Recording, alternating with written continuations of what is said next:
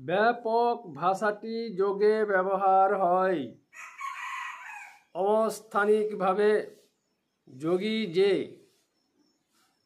অনুভবটি অনুভূত অবস্থায় যে সূক্ষ্ম স্পর্শ অঙ্গ দ্বারা গ্রহণ বা বিকিরণ সূক্ষ্ম চলনটি অন্তর্নিহিতভাবে নিজেকে আবির্ভূত হয়ে অবস্থান করে তাকেই যোগী ব্যাপক রূপে বর্ণনা করেছেন।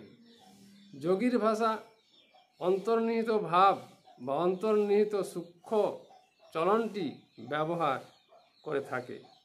যোগী অবস্থানিক রূপ রেখাটি সূক্ষ্ম দ্বারাই ব্যবহার করে।